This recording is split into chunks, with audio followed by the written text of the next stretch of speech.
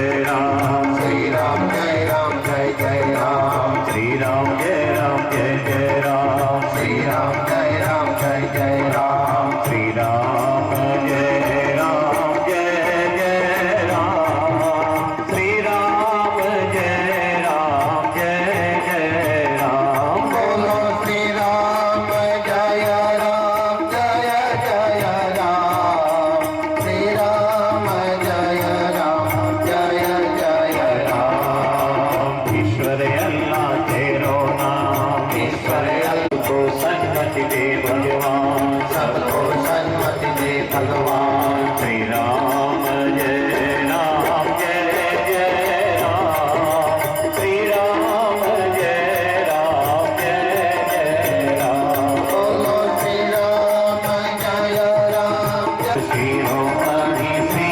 भगवान, तरुल श्रीमणि श्री भगवान, श्री राम जय राम जय जय राम, अंतर के निवासी राम, श्री राम की जय। बोलिए गायत्री माता की जय, परम पूज्य गुरुदेव की जय, परम वंदनीय माता की जय, ओमकारेश्वर महादेव की जय, बोलिए युगाधिपति महाकाल की जय।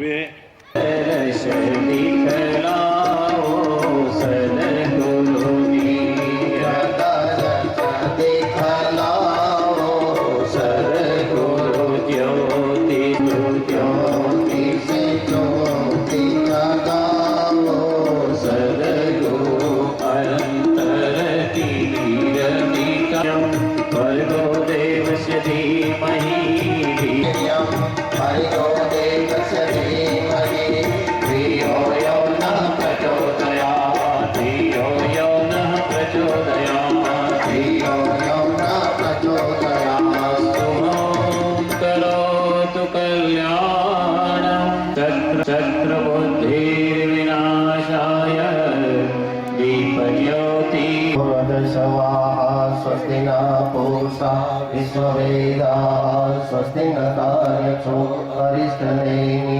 स्वस्ति न बृहस्पतिर्ददातु। चन्द्रस्य पुण्यं पवित्रं पावनासनम् आपदाहर्ते नित्यं लक्ष्मीतिष्ठति सर्वदा।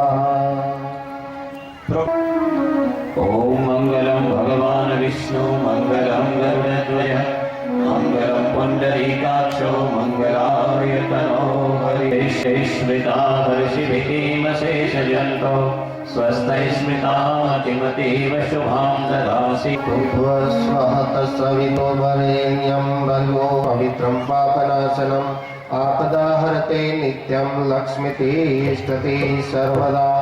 भास्कराय नमः। ॐ भास्कराय नमः। ॐ आदित्याय नमः। ॐ भद्रं कर्णेभिः शृणुयाम देवा भद्रं पश्येमाक्षभिर्यजत्राः स्थिरैरङ्गैस्तुष्टुवाग्वं स्वस्तनुभिर्वशेमहि देवकर्णं। ડાબા હાથમાં એક ચમચી જળ લઈએ, ઉપર જમણો હાથ ઢાંકી રાખીએ, મંત્ર પૂરો થાય શરીર ઉપર છાંટીએ। દરેક ભાઈ બહેનો પોતાના બંને હાથ ભેગા કરી રાખે, જ્યાં નીચે બેઠા છીએ ત્યાં ભાવપૂર્વક પરમાત્માની ચૈતન્ય ગ્રહ પવિત્રો વા સર્વાવસ્થાં ગતોऽપि वा यः स्मरेत पुण्डरीकाक्षं सभायाभ्यन्तर शुचि। शरीर ત્રણ પ્રકારના શરીર બતાવ્યા છે। સૌથી પહેલું શરીર સ્થૂળ શરીર, જે શરીર લઈને આપણે અહીંયા પધાર્યા છીએ, અહીંયા બેઠા છીએ પણ આપણું મન ઘરમાં અથવા તો વેપાર ધંધામાં આપણને અહીં મૂકીને ચાલ્યું જાય છે, એ બીજા પ્રકારનું શરીર છે, એને સૂક્ષ્મ શરીર કહેવામાં આવે છે। અને ત્રીજું શરીર છે કારણ શરીર, જે ઈચ્છા શક્તિનું શરીર માનવામાં આવે છે। ઋષિમુનિઓ બતાવે છે કે મનુષ્યના 3 શરીર જ્યાં સુધી એક ન બને ત્યાં સુધી કદાચ પરમાત્મા આપણી પ્રાર્થનાનો પુકાર ન સાંભળે. એટલે ભાવથી પૂજા આરાધનામાં જોડાયેલું રહે. ઈચ્છા આજે કેવળ પરમપિતા પરમેશ્વરની આરાધના મનુષ્ય આત્મિક શાંતિ પ્રાપ્ત કરીને મનુષ્ય દેહને સાર્થક બનાવી શકે છે. અને એટલા માટે મનને વશ કરવા માટે, હૃદયને શુદ્ધ કરવા માટે, વાણીને પવિત્ર કરવા માટે 3 વખત આચમન કરવામાં આવે છે. અહીંયા પૂજામાં બેઠેલા ભાઈ બહેનો જમણા હાથે મન લોભી મન લાલચી મન ચંચલ મન ચોર મન કે મત ચલિયો નહીં પલક પલક મન ઓર. ઘડીકમાં મારું મન અહીં, ઘડીકમાં બીજે ચાલ્યું જાય છે. તો હે પરમાત્મા, આપની પાસે હું પ્રાર્થના કરું છું કે મારું મન ચિત્ત સ્થિર બની પરમપિતા પરમેશ્વરના ચરણારવિંદની અંદર વ્યાપ્ત બને એ ભાવ સાથે પહેલું આચમન કરીએ. ઓમ અમૃતોપસ્તરણમસી સ્વાહા ફરીથી ઓમ અમૃતાપિધાનમસી સ્વાહા ઓમ સત્યમ યશઃ શ્રીમૈર્શ્રી શૈતા સ્વાહા હસ્ત પ્રક્ષાલનમ શિખાબંધનમ.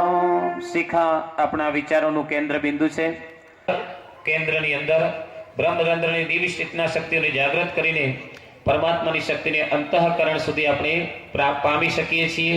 અને એને માટે ઋષિમુનિએ આપેલા વેદ મંત્રોનો દિવ્ય પ્રભાવ આપણા જીવન સાથે જોડીને પરમ ચેતનાનું અનુસંધાન કરી શકાય છે. એટલા માટે શિખાનું સ્થાપન અથવા તો શિખાનું પૂજન અતિ અનિવાર્ય છે.